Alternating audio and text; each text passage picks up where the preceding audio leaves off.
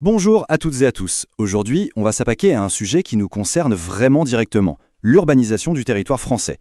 Vous allez voir, ce n'est pas juste une histoire de bâtiments et de béton. Non, ça façonne nos paysages, notre façon de vivre et même notre avenir. Alors, pour commencer, un chiffre. Juste un chiffre, mais il dit presque tout. 4 sur 5. C'est énorme, non? Imaginez, aujourd'hui en France, plus de 4 personnes sur 5, plus de 80% d'entre nous, vivent dans une ville ou sous son influence directe. C'est une transformation gigantesque qui a complètement redessiné la carte de notre pays.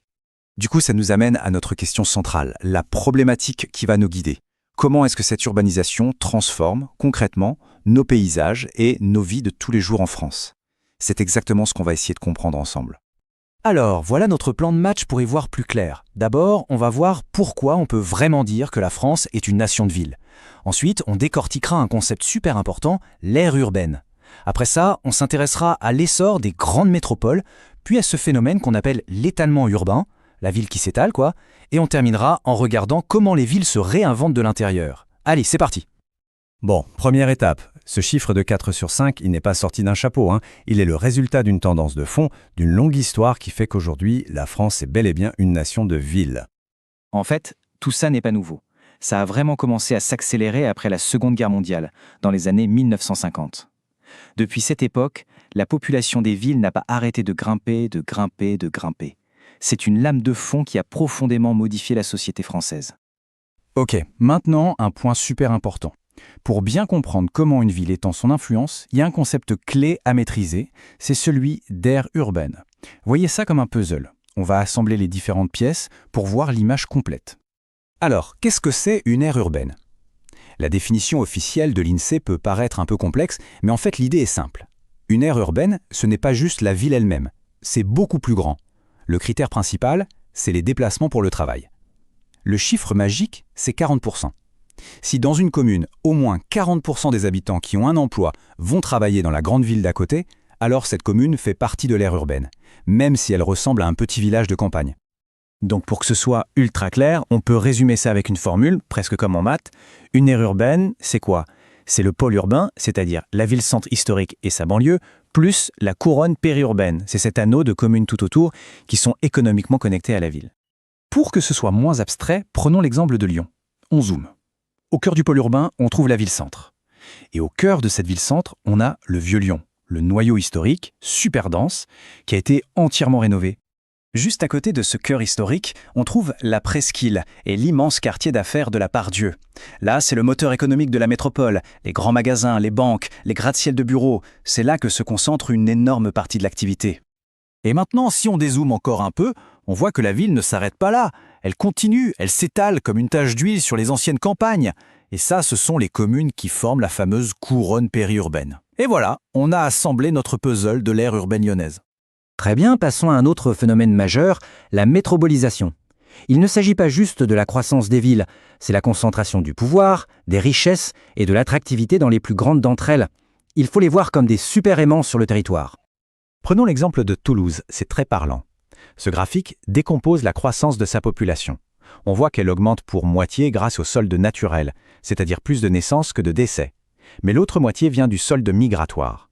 Ça veut dire qu'il y a autant de gens qui déménagent pour venir s'installer à Toulouse que de bébés qui y naissent. C'est la preuve ultime de son attractivité. Mais alors, qu'est-ce qui les rend si attractives, ces métropoles? Eh bien, c'est un cocktail gagnant. On y trouve des emplois très qualifiés, les sièges des grandes entreprises, des centres de recherche de pointe. Mais il n'y a pas que le travail. Il y a aussi le dynamisme des universités, la vie culturelle, les concerts, les festivals et bien sûr la recherche d'une meilleure qualité de vie. Ça joue énormément, surtout pour les villes du sud et de l'ouest comme Toulouse ou Nantes. Forcément, quand autant de monde veut venir vivre en ville, il faut bien trouver où les loger. Et ça a une conséquence très visible dans le paysage, la ville qui s'étale. On appelle ça l'étalement urbain. Et c'est très lié au rêve de beaucoup de gens, avoir sa petite maison avec un jardin. L'étalement urbain, c'est quoi exactement? C'est simple, la ville grandit beaucoup plus vite en surface qu'en nombre d'habitants. On construit des lotissements, des quartiers de maisons individuels qui prennent énormément de place. Et ce modèle de vie, il est totalement dépendant de la voiture, indispensable pour relier son domicile à son lieu de travail. Regardez ce contraste, c'est absolument saisissant. On est dans la même aire urbaine, celle de Montpellier. À gauche, le centre-ville, un paysage vertical, dense, fait d'immeubles.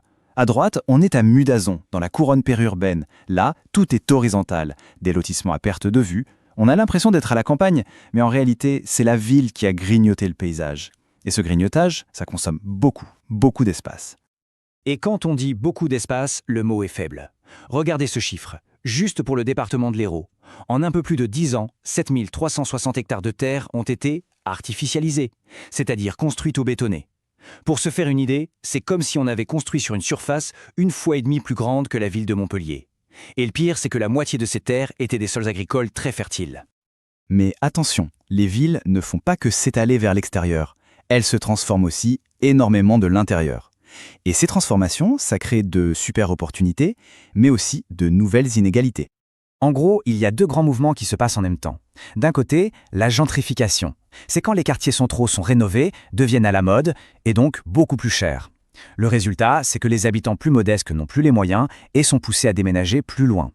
De l'autre côté, on a le renouvellement urbain, un phénomène souvent très positif qui consiste à transformer d'anciennes friches industrielles en nouveaux quartiers pleins de vie. L'exemple parfait de ce renouvellement, c'est l'île de Nantes.